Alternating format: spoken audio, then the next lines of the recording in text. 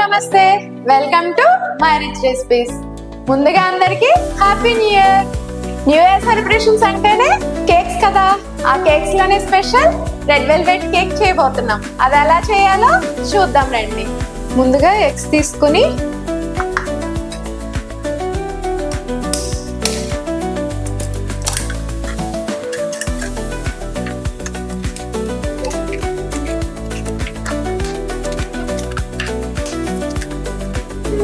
నేను ఒక 4 eggs తీసుకున్నాను.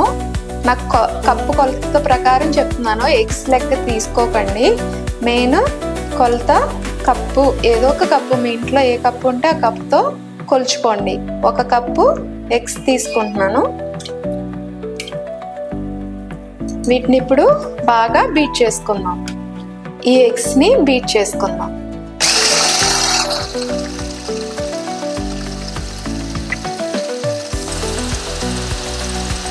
ఒక 2 minutes ఇలా ఎగ్ మొత్తం బీట్ చేసుకోవాలి. ఫ్లఫీగా రావడానికి ఇదే మెయిన్ అండి. సో ఇది బాగా బీట్ చేసుకోవాలి.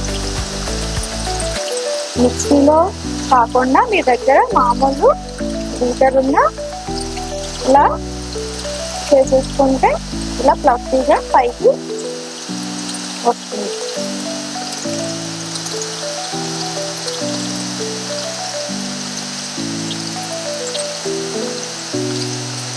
బీట్ చేసిన ఎగ్స్లో 1 కప్పు వెన్న కూడా వేసుకుని బాగా బీట్ చేసుకోవాలి.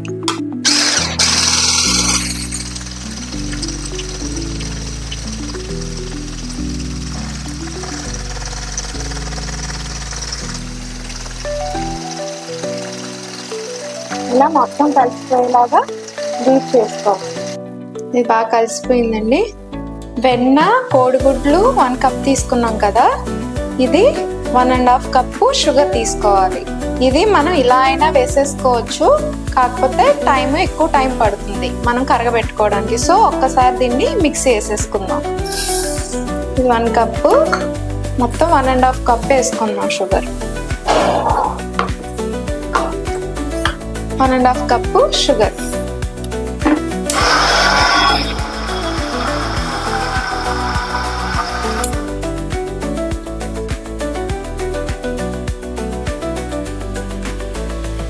షుగర్ 1.5 కప్ తీసుకున్నాం కదా, అలానే మైదా కూడా 1.5 కప్ తీసుకోవాలి.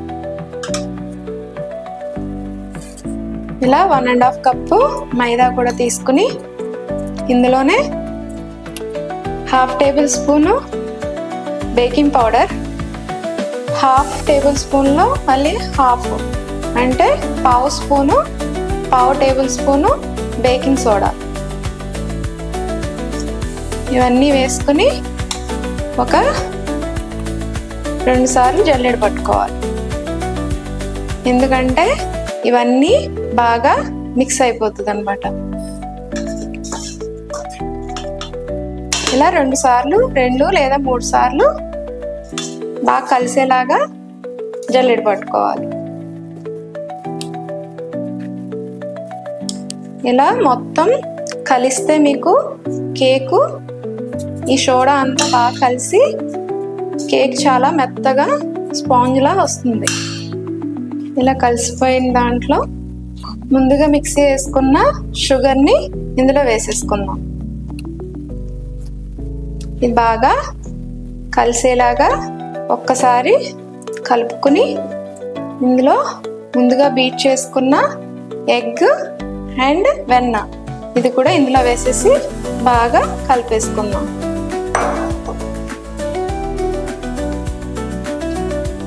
ఏం భయపడక్కర్లేదండి, ఇది కలవదు అని అనుకోవద్దు, చక్కగా కలిసిపోతుంది. షుగర్ మెల్ట్ అవ్వగానే మీకు మంచి డవ్వు రెడీ అయిపోతుంది.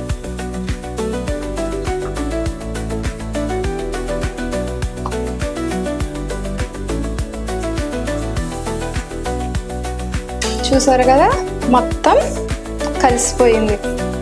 షుగర్ అంతా కరిగేసరికి మనకి కేక్ డవ్ కొద్దిగా పలుచగా అవుతుంది.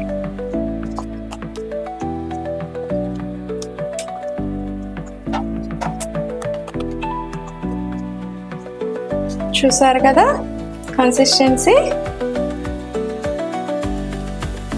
ఇంకొద్దిగా జారుగా అవ్వచ్చు.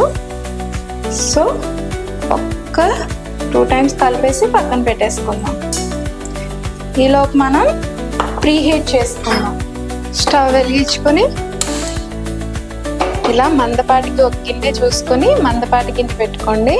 ఇది ఒక 5 మినిట్స్ ప్రీహీట్ చేసుకుందాం. ఈలోపు మనం ఇప్పుడు మన కేక్ మౌల్డ్కి మన ఇంట్లో ఏ గిన్నె ఉన్నా పర్వాలేదండి, ఇలా రౌండ్ గిన్నె ఉంటే సరిపోతుంది. ఇలా బటర్ని గ్రీస్ చేసేసుకోవాలి పై వరకు. ఇది ప్రీహీట్ అయిపోయింది. వేడి చల్లారకుండా ఇందులో కేక్ బ్యాటర్ వేసేసి పెట్టేసుకుందాం. ఇలా బటర్ పేపర్ వేసుకుని దీనికి కూడా బటర్ గ్రీస్ చేసేసుకుందాం. ఇందులో ఇది న్యాచురల్ కలర్ అండి, రెడ్ వెల్వెట్ కలర్ వేసేసుకొని బాగా తిప్పేసుకుందాం. ఇది ఒక స్మాల్ టీ స్పూన్ వేసి బాగా కలిపేసుకుందాం.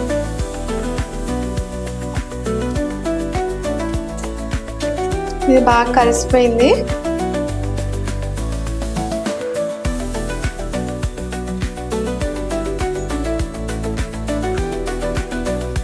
ఇలా 2 సార్లు ట్యాప్ చేసుకుందాం.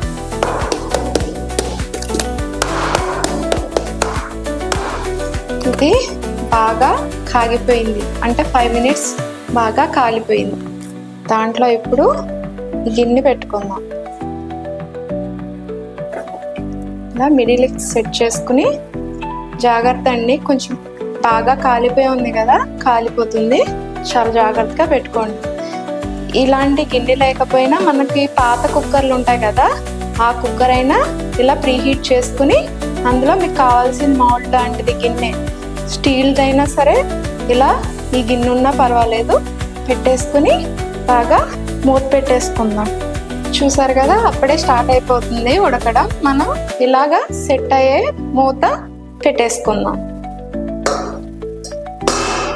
ఇలా పెట్టేసుకొని ఇది ఒక 2 మినిట్స్ కాగాక సిమ్లో పెట్టేసుకుందాం.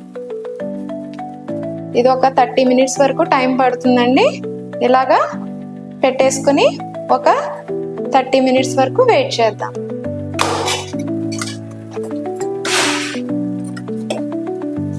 ఒకసారి ఇది ఉడికిందో లేదో చూద్దాము. 30 మినిట్స్ అయిపోయిందండి.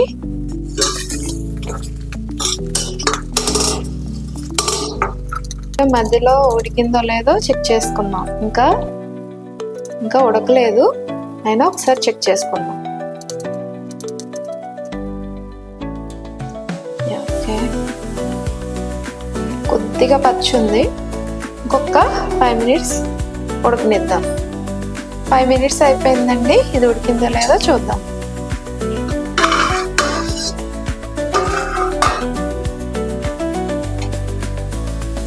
ఓకే అండి, ఇది ఇంకా వేడి ఉంటుంది కాబట్టి సరిపోతుంది. ఇది స్టవ్ ఆఫ్ చేసేసుకుందాం. ఇలా స్టవ్ ఆఫ్ చేసేసుకుని ఇది బాగా చల్లారనివ్వాలి. ఇది చల్లారడానికి ఒక 1 అవర్ పడుతుంది. ఇలాగా తీసేసుకొని వెయిట్ చేద్దాం. ఈ కొద్దిగా ఇలా షైనింగ్ ఉంది కదా, ఇది ఉడకలేదు అనుకోవద్దు. ఇది 1 అవర్ లోపల చల్లారే లోపు ఇది కూడా మొత్తం లోపల మగ్గిపోతుంది. సో మనకి ఇది మగ్గిపోయినట్టే, మన చేతికి ఏమీ అంటుకోవట్లేదు అంటే ఇది ఉడికిపోయింది.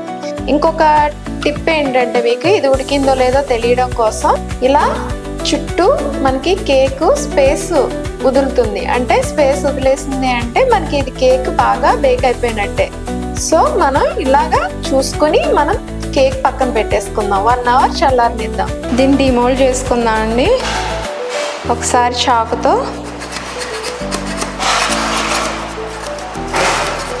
ఇది బాగా చల్లారాకనే చేయాలి. ఇలా చేసి ఒకసారి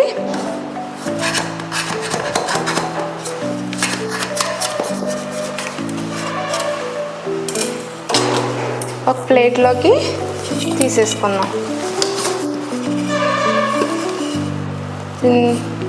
ట్యాప్ చేయకపోయినా నాది వచ్చేసిందండి కేకు. చూసారు కదా, బటర్ పేపర్ ఇలాగా తీసేసుకున్నాం.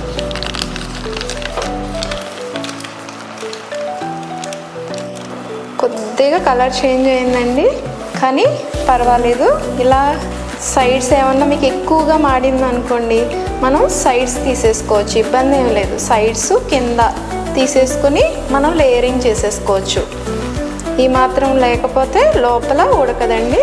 సో మరీ పెద్దగా ఏం మాడలేదు కాబట్టి మనం ఏం తీయట్లేదు. ఇప్పుడు దీన్ని లేయర్స్ కింద 3 లేయర్స్ కింద కట్ చేసుకుందాం.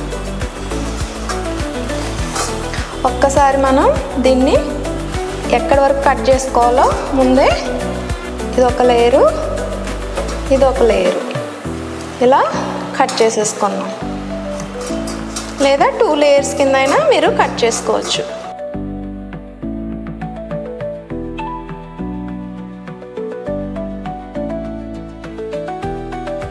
మనం కిందకి లేయరు కిందనే ఉంచేసుకుందాం. పై లేయరు, ఈ టాప్ లేయరు మధ్యలో పెట్టుకుని మనం క్రీమ్ అప్లై చేసుకుందాం. క్లియర్గా చూపిస్తాను. ఇలా లేయర్స్ కట్ చేసేసుకుని పక్కన పెట్టేసుకోవాలి.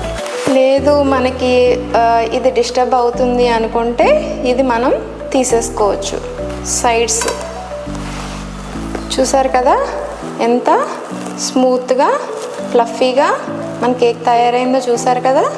ఈ ఫ్లఫీనెస్ ఉంటే మీ కేక్ చాలా బాగా వచ్చినట్టు. సో మనం ఎట్టి తీసినా ఇది విరగట్లేదు, చాలా ఫ్లఫీగా కూడా ఉంది. ఇప్పుడు దీని మీద విప్పింగ్ క్రీమ్ ఎలా అప్లై చేసుకోవాలో చూపిస్తాను. ఇలా 3 లేయర్స్ పక్కన పెట్టేసుకుందాం. ఇది విప్పింగ్ క్రీమ్ అండి. పేస్ట్రీ చేసుకోవాలంటే విప్పింగ్ క్రీమ్, లేదంటే నార్మల్ క్రీమ్ చేసుకోవచ్చు. ఇది కొంచెం కూలింగ్ ఉందండి, కొద్ది కూలింగ్ తగ్గే వరకు ఉండొచ్చు. ఇది ఒక 1/2 కప్ వరకు సరిపోతుంది. ఇది కూలింగ్ తగ్గింది. ఇప్పుడు దీన్ని ఒక 5 మినిట్స్ విప్పింగ్ చేసుకుందాం.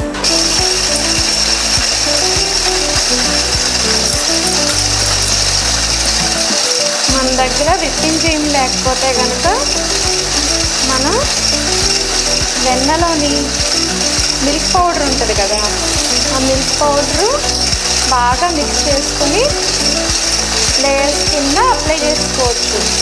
పైన క్రీమ్ లాగా అప్లై చేసుకోవచ్చు. అది కూడా ఒకసారి చూపిస్తానండి. ప్రస్తుతానికి విప్పింగ్ క్రీమ్తో పేస్ట్రీ తయారు చేసుకుంటాం మనం.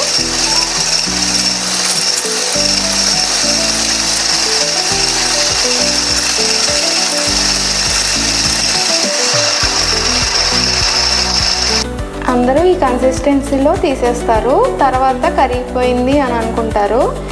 అలా కాకుండా మనం ఇంకొక మినిట్ మనం చేసుకుంటే ఇది చాలాసేపు వరకు మీకు కరిగిపోకుండా ఉంటుంది.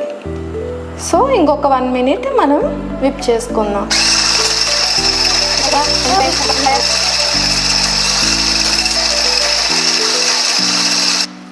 చూసారు కదా, ఇప్పుడు అసలు కనీసం కొద్ది కూడా కింద పడట్లేదు. ఇలా గట్టిగా బ్లెండ్ చేసుకోవాలి. ఇప్పుడు అయిపోయిందండి. ఇప్పుడు లేయర్స్లో క్రీమ్ రాసుకుంటూ మన కేక్ది ఇలా కదిలిపోకుండా ఇలాగా చిన్న ప్లాస్టర్ వేసుకుని ఇప్పుడు మనం దేని మీద అయితే కేక్ చేసుకుంటున్నామో ఇలాగా పెట్టేసుకోవాలి. ఇలా ఒకసారి స్టిక్ చేసేసుకుంటే ఇప్పుడు మన కేక్ కదలకుండా ఉంటుంది. ఇలాంటి మన దగ్గర రోల్ లేకపోతే ఒక ప్లేట్లో అయినా పెట్టుకుని చేసేసుకోవచ్చండి, ఇబ్బంది ఏం లేదు. కాకపోతే మీకు చూపించడం కోసం నేను ఇలా చేస్తున్నాను.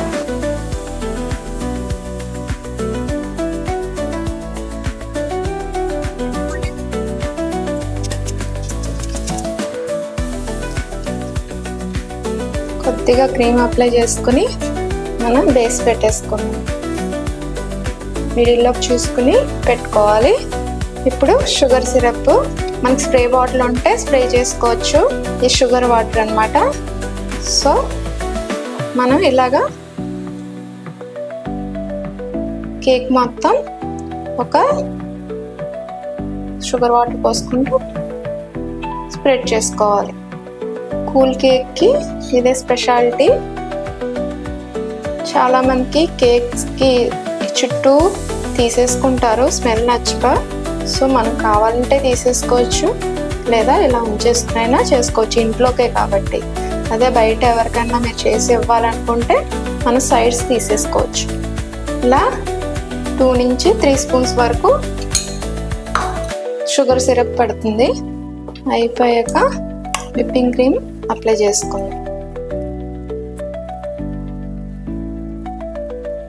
ఇది ఉంటే మీకు చాలా ఈజీ అయిపోతుంది, లేకపోయినా ప్లేట్లో అయినా పెట్టుకుని చేసేసుకోవచ్చు.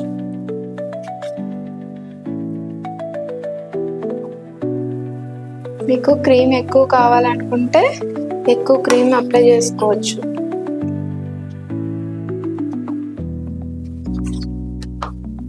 ఈ పై బేస్ ఉంది కదా, దీన్ని మనం మిడిల్లో పెట్టుకుంటున్నాం.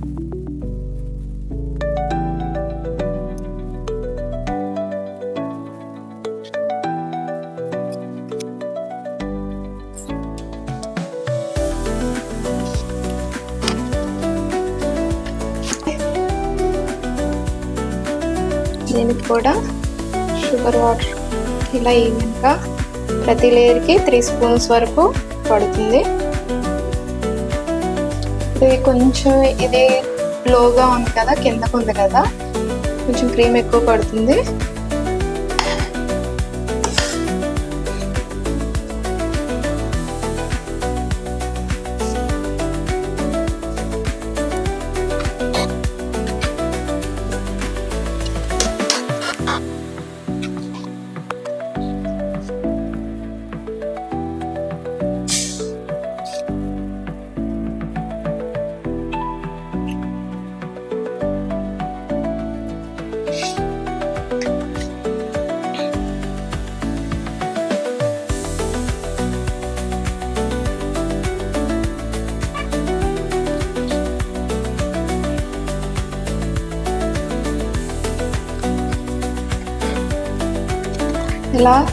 ఇలా తయారు చేసుకున్న దాన్ని 1 గంట సేపు ఫ్రిడ్జ్లో పెట్టుకోవాలి.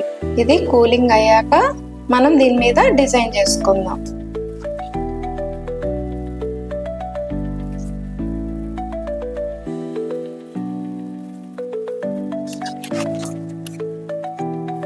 ఇలా క్రీమ్ మొత్తం ఫస్ట్ అప్లై చేసేసుకొని కంగారు పడిపోవద్దండి.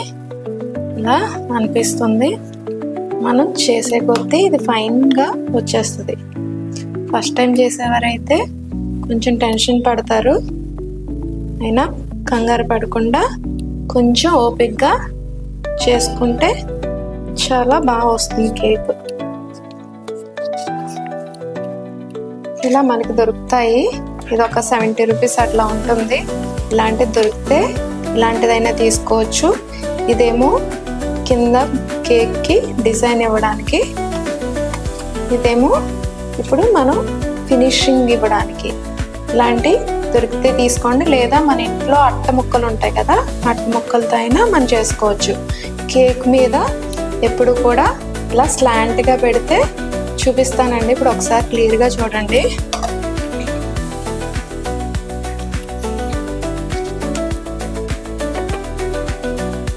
చూసారు కదా, ఇది ఇలా స్లాంటింగ్గా పెట్టుకోవాలి.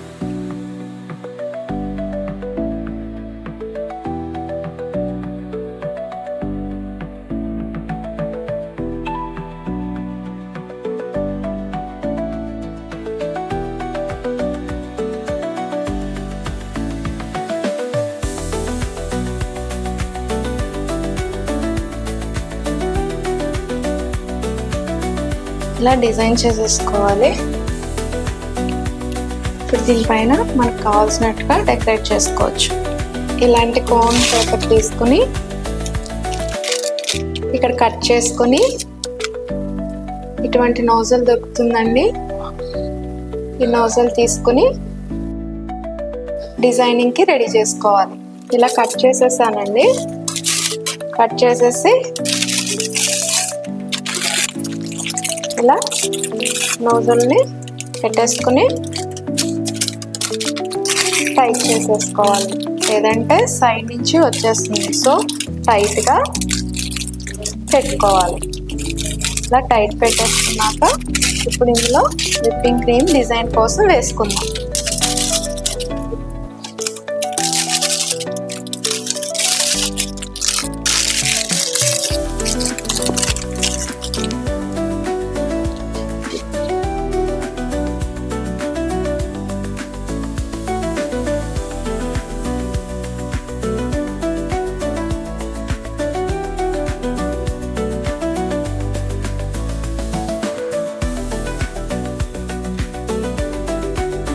ఇవి తినే బౌల్సేనండి, డెకరేషన్ కోసం.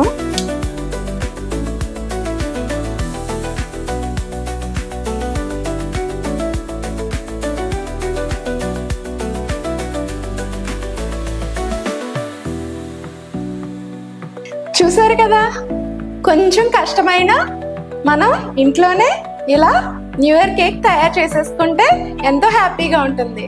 ఒకసారి ఇలా ట్రై చేసి చూడండి, మీకు నచ్చిన డిజైన్స్లో చేసేసుకోవచ్చు.